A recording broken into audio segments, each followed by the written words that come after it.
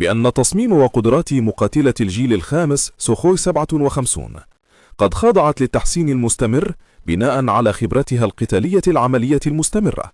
وفي تصريح له عقب معرض دبي للطيران، حيث تم نشر نموذج أولي من سوخوي 57 في رحلات تجريبية، أكدت مصادر روسية بشكل خاص على المستوى المتميز من الاختبارات القتالية التي خضعت لها المقاتلة في مسرح العمليات الأوكراني. السلام عليكم الاخوان، مرحبا بكم معي في فيديو جديد. اليوم في هذا الفيديو اخوان غادي نشوفوا الاخوان واحد الفيديو الاخوان زوينه الاخوان، وغادي تكون بزاف وغادي تستافدوا منه بزاف. خصوصا الجزائر خدات واحد جوج طائرات ديال السوخوي 57 اللي يعني كلشي كيهضر عليها. بالنسبه للناس اللي متبعين هذه المواضيع دي راه ما عارفين، بالنسبه للناس اللي متبعين شي حاجه اخرى راه يقدروا يكونوا ما عارفين حتى شي حاجه. ولكن الاخوان اللي بغيت نقول لكم هو ان الجزائر استلمت الدفعه الاولى اللي كتكون من السريه الطائرات ديال السوخوي 57 الروسيه، ولكن استلمت يعني يلاه هي الدفعه الاولى فيها 6 ديال الطائرات، ولكن يلاه استلمت جوج كما قلت لكم الاخوان. وديما تنقول لكم في الفيديوهات ديالي على هذا الموضوع هذا بان اي صفقه عسكريه من اي دوله يعني كتستلم يعني الطلب ديالها كتستلموا على دفعات. مثلا طلبات مثلا 20 طائره غادي تستلم 10 طائرات هذا العام و10 طائرات العام الجاي، وديك 10 طائرات كتستلم بالجوج اولا بالثلاثه اولا بالاربعه بحال هكا الاخوان. ديك الشيء الاخوان الجزائر الدفعه الاولى ديالها كتكون من 6 الطائرات واستلمت جوج اللي دخلوا للسماء الجزائريه. المهم الاخوان في هذا الفيديو هذا غادي نديروا واحد الفيديو الاخوان تعريفي على الطائرات ديال السوخوي 57، كيفاش يعني كيفاش تصنعات، كيفاش التجربه ديالها، كيفاش تطورات، كيفاش طوروها، كيفاش بزاف ديال الامور. لان بزاف الناس كيسمعوا السوخوي 35 57 يعني بزاف ديال الارقام ما تعرفوش شنو هو الفرق. ولكن اخوان في الفيديو ده غادي اخوان نشوفوا السوخوي 57 الفرق بينه وبين الطائرات الاخرين، لا من الانواع الاخرين، لا يعني من 35 من 57. يعني نشوفوا الاخوان الفرق ديال كيفاش ما بين الطائره والطائره. نشوفوا الاخوان كيفاش طورات الطائره، كيفاش تصنعات، كيفاش القصه ديال الطائره هذه. ومن بعد الاخوان نديركم فيديوهات بزاف على هذا النوع ديال الطائره، لان هذا النوع ديال الطائره كما كتعرفوا دار ضجه في وسائل التواصل الاجتماعي. والطائره الاخوان شبهيه، يعني اول دوله افريقيه كتحصل على هذه الطائره هي الجزائر. تنظن مصر واقيلا هي عندها شي حاجه، ولكن بالنسبه يعني الجزائر هي اللي استلمت الطائره ديال السوخوي 57. الطائره الاخوان شبهيه، طائره ما كتشدش بالرادار. الطائره يعني الاخوان بزاف ديال الامور الاخوان كتميز بهم الطائره هذه. المهم الاخوان ما نطولش لكم الاخوان، خليكم الاخوان تشوفوا الفيديو كيفاش طورت الطائره، وكيفاش يعني الاخوان فيديو تعريفي لهذه الطائره الاخوان هذه. طولت لكم الاخوان المقدمه. المهم الاخوان ندخلوا الاخوان في الموضوع مباشره. اخوان تبعوا معنا اخوان الفيديو من الوقت التالي. اللي مشارك في القناه يشارك في اي فيديو جديد حنا نوصلوا. تبعنا الاخوان الفيديو. بأن تصميم وقدرات مقاتلة الجيل الخامس سوخوي 57 قد خضعت للتحسين المستمر بناء على خبرتها القتالية العملية المستمرة. وفي تصريح له عقب معرض دبي للطيران، حيث تم نشر نموذج أولي من سوخوي 57 في رحلات تجريبية، أكدت مصادر روسية بشكل خاص على المستوى المتميز من الاختبارات القتالية التي خضعت لها المقاتلة في مسرح العمليات الأوكراني، سعيا لتسويقها للتصدير. وصرح بوغدان قائلا: التحسينات مستمرة، ويتم معالجة جميع أوجه القصور التي تم تحديدها أثناء الاختبار والقتال الفعلي بسرعة وتحسينها. قد يبدو الأمر غير مألوف، ولكن بصفتنا طياري الاختبار نرى أن مهمتنا الأساسية هي تقييم أوضاع الطيران المحددة وتقديم الملاحظات، وتقع مسؤولية تنفيذ التغييرات الروتينية على عاتق مديرية برنامج سوخوي 57 ومكتب التصميم.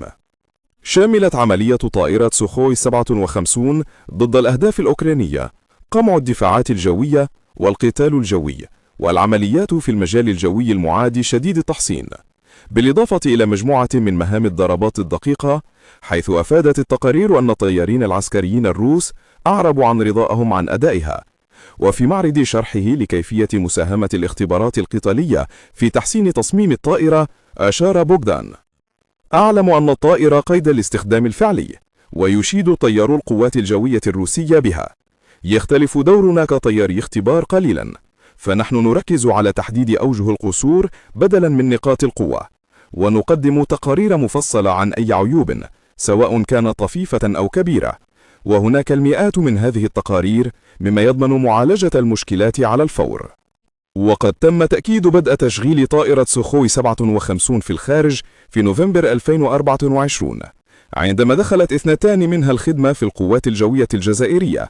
ومن المتوقع مشاركة التحديثات والتحسينات مع هذا الشريك الاستراتيجي الأفريقي.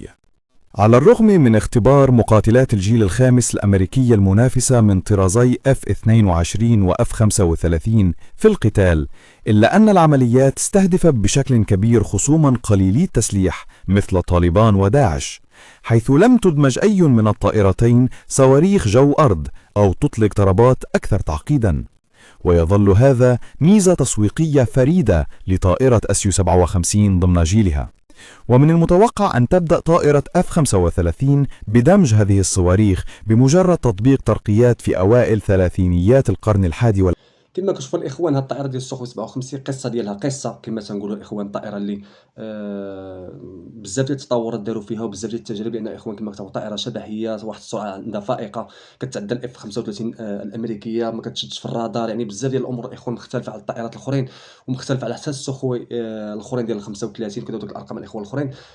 داز بزاف ديال التطورات، بزاف ديال التجارب داروا لها، بزاف ديال يعني وقفوا عليها، يعني ناس كبار مسؤولين كبار وقفوا على الطائره هذه. يعني ماشي بالسهل باش تاخذ الطائره هذه. كما قلنا الاخوان، الجزائر هي اول دوله يعني كتاخذ هاد الطائره هذه. راه روسيا ما بغاتش تبيعها حتى لدول كبارين يعني اوروبيين، هذه ماشي غير يعني افريقيين. الجزائر الاخوان الدفعه الاولى كما قلنا الاخوان كتكون من 6 ديال الطائرات. دابا استلمت الاخوان 2 و4، يعني مستقبلا غادي تستلمهم 2 طائرات الاخوان كيدخلوا فعليا السماء الجزائر. يعني الجزائر ولات عندها واحد القوه جويه اللي يستحيل يعني تخترقها. اصلا الجزائر عندها قوه جويه، عندها يعني عندها طائرات متطورين، ولكن كما قلنا الاخوان الجزائر ديما كتحاول تقتني اي حاجه اي حاجه. شي دابا حاليا مازال ما خداتش السوخوي 57، مازال ما خداتش داك السته، مازال ما خداتش الدفعه الاولى كامله. تبان شي حاجه ما احسن تاخذها، تبان شي حاجه ما احسن تطلبها. ديما الجزائر كتحاول تاخذ احسن ما كاين، كتبغي يعني باش تحسن راسها، باش تدافع على راسها. يعني من دول عظمى، من دول يعني اللي كبر منها، كتحاول يعني توجد راسها باش حتى الا كان احتمال شي غزو او شي حاجه، يعني كتكون الجزائر يعني واجده، لا بريا ولا بحريا ولا اي. جزائر كتطور راسها من اي حاجه. كما كنقول لكم في اي فيديو، كتحاول تقلب على احسن ما كاين في الاسلحه. يعني اي حاجه قدرت تاخذها كتاخذها. داكشي علاش الاخوان الجزائر يعني كتحاول تقلب على احسن ما كاين. كما كتعرفوا الاخوان دابا، كما قلت الاخوان الدفعه الاولى كزيد نذكر بها 6 ديال الطائرات استلمت الاخوان 2، 4 غادي تستلمهم مستقبلا. وفي معرض توقعاته لمستقبل جهود الاختبار، صرح بوغدان: يمكن للطائرة أن تبقى في الخدمة لمدة 20 إلى 30 عاما، ومع ذلك ستخضع للاختبار. كلما طورت صواريخ أو قنابل موجهة جديدة تطلق برامج اختبار إضافية. نقوم بتقييم القدرة على المناورة والاستقرار والمتانة، ونختبرها باستخدام حمولات أسلحة متماثلة وغير متماثلة، ونقيم قدرة تحديد الهدف والأداء في ظروف التشويش. هناك مجموعة شاملة من الاختبارات، وحتى يتم إخراج الطائرة من الخدمة سيستمر تحسينها. ندمج جميع التعديلات والابتكارات قبل طرحها في الإنتاج. لا تزال طائرة SU-57 تحظى باهتمام كبير من عملاء أجانب محتملين، حيث أكد وزير الدفاع الهندي في يوليو أن محادثات الشراء جارية بعد أن أبلغ عن ذلك قبل عدة أشهر. تدرس وزارة الدفاع الهندية حاليا صفقة إنتاج مرخص، والتي يمكن أن تبدأ ببيع سربين من طائرات SU-57 المصنعة في روسيا، كل منهما يضم 20 مقاتلة، تليها 5 أسراب أخرى منتجة في الهند. وهذا من شأنه أن يعكس صفقة شراء مقاتلات SU-30، والتي شهدت بالمثل التوصل إلى اتفاق مبدئي لشراء 140 مقاتلة، منها حوالي 50 مقاتلة تم بناؤها في روسيا قبل بدء الإنتاج المرخص، على الرغم من أن وزارة الدفاع وسعت لاحقا نطاق الطلبات ليشمل أكثر من 270 طائرة. قدمت روسيا في مايو عرضا غير مسبوق لتوفير الوصول الكامل إلى الشفرة المصدرية لطائرة SU-57 كجزء من صفقة إنتاج مرخصة كبيرة مع الهند. هذا كان هو فيديو الاخوان. نتمنى الاخوان يكون عجبكم. نتمنى الاخوان القصه ديال الطائره هذه، لان شحال بزاف ديال الناس كيسولوا في الكومونتير وشنو هو الاختلاف بحال السوخوي 35 بحال 57 بحال 50 بحال ما عرفتش واش كاين 50. المهم الاخوان بزاف ديال الناس كيتسائلوا شنو الفرق. طائره كيبدلوا غير باش كيبيعوا، كيبدلوا شي حاجه باش كيبيعوا. لا الاخوان، راه كاين بزاف، راه ما يمكنش. هذا راه اسلحه، هذا راه ماشي لعبه او شي حاجه اللي سياره او موتور ديال يعني شي الاخوان راه طائرات حربيه. يعني كتلقى يعني بحال المسائل ديال الحرب راه ما كتلقاهمش يعني غير هكاك. باش كتلقى طائره مثلا ساويه الملايير ديال الدولارات، يعني ماشي غير هكاك.